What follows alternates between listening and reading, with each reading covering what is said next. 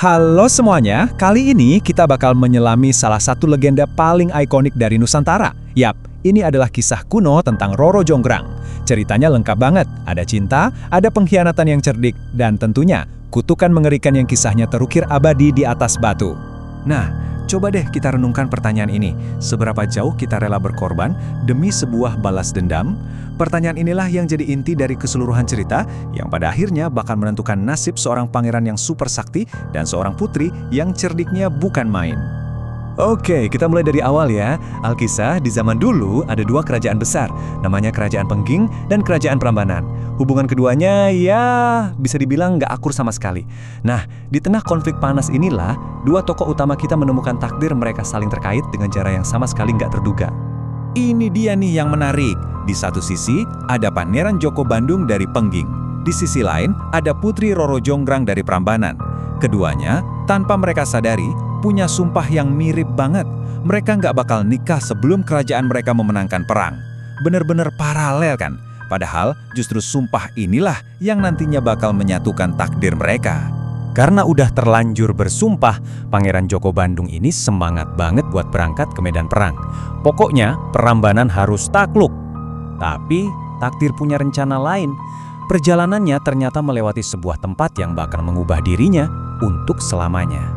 Jadi di tengah-tengah hutan yang terkenal angker, Pangeran Joko Bandung nggak ketemu musuh biasa. Bukan, dia malah berhadapan langsung sama penunggu gaib hutan itu.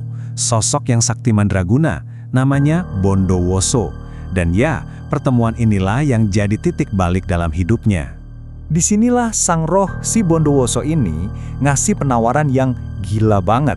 Dia bilang kekuatannya bisa berlipat ganda, bahkan bisa menguasai semua jin di hutan, tapi dengan satu syarat, mereka harus menyatu. Coba bayangin, tawaran kekuatan sebesar itu, siapa coba yang bisa nolak? Dan terjadilah. Sejak saat itu, Pangeran Joko Bandung yang kita kenal udah nggak ada lagi. Sebagai gantinya, lahir sosok baru yang jauh lebih kuat. Namanya Bandung Bondowoso. Gabungan antara manusia dan roh yang sekarang punya kekuatan supranatural. Nah, dengan kekuatan barunya ini, Bandung Bondowoso langsung tancap gas ke medan perang. Di sana, musuh utamanya Raja dari Prambanan, Prabu Boko yang terkenal perkasa, sudah menantinya. Pertarungannya, wah singkat tapi brutal banget. Kekuatan baru Bandung Bondowoso itu bener-bener nggak ada tandingannya. Dia sendirian dengan mudah mengalahkan Prabu Boko. Tamat sudah riwayat sang Raja Prambanan. Setelah menang, Bandung Bondowoso masuk dong ke dalam istana Prambanan dengan gagah. Dan di sanalah untuk pertama kalinya dia melihat Roro Jonggrang. Dia langsung terpikat sama kecantikannya. Tanpa dia sadari sama sekali kalau dia baru saja jatuh cinta pada putri dari orang yang baru saja ia bunuh. Ironis banget kan? Coba deh bayangin posisi Roro Jonggrang. Pembunuh ayahnya, penakluk kerajaannya, tiba-tiba datang dan melamar dia. Hatinya pasti hancur dan penuh dendam. Tapi dia nggak bisa menolak terang-terangan. Bahaya. Jadi dia harus cari cara cerdik untuk menolaknya. Dan disinilah kita lihat betapa pintarnya sang putri.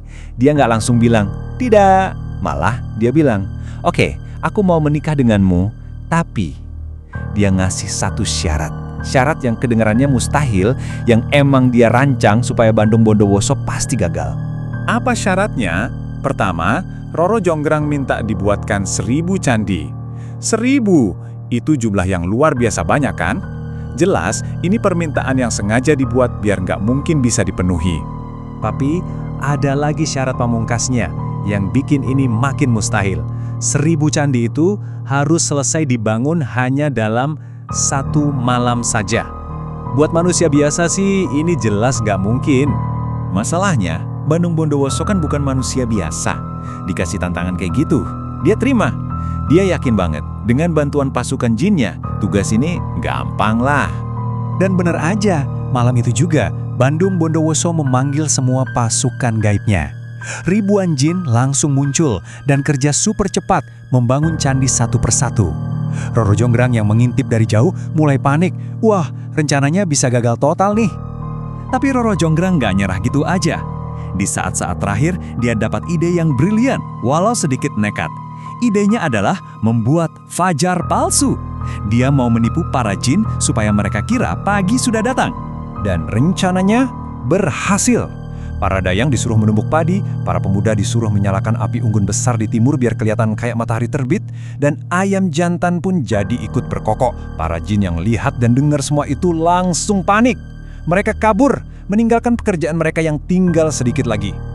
Nah, sekarang kita sampai di bagian akhir yang paling tragis dari cerita ini. Saat dimana tipu muslihat dibalas dengan amarah yang luar biasa, dan amarah itu melahirkan sebuah kutukan abadi. Begitu pagi tiba, Bandung Bondowoso datang buat mengecek hasil kerjanya. Dia mulai menghitung. 1, 2, 100. Dan hitungannya berhenti di angka 999. Kurang 1. Cuma kurang 1 candi lagi. Saat itu juga, dia sadar kalau dia sudah dicurangi. Marahnya meledak, dia merasa dikhianati. Kemenangannya yang sudah di depan mata direbut begitu saja. Dia pun berteriak murka pada Roro Jonggrang. Dan di puncak kemarahannya, Bandung Bondowoso mengucapkan kutukan yang paling terkenal itu. Katanya, jika kurang 1 candi, maka kaulah yang akan melengkapinya menjadi 1000. Dan dalam sekejap, tubuh Roro Jonggrang pun berubah menjadi batu. Dan begitulah akhir dari legenda ini. Sang putri menjadi arca terakhir, menggenapi jumlah candi menjadi 1000.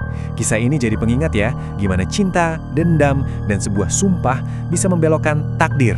Dan yang paling keren, sampai hari ini, arca yang diyakini sebagai Roro Jonggrang itu masih ada loh, berdiri tegak di dalam kompleks Candi Prambanan. Jadi ini meninggalkan kita dengan satu pertanyaan buat direnungkan. Pada akhirnya, candi yang ke-1000 itu sebenarnya dibangun oleh kecerdikan sang putri atau oleh kutukan sang pangeran? Atau mungkin keduanya tidak bisa dipisahkan, sama seperti takdir mereka yang terikat selamanya. Gimana menurut kalian?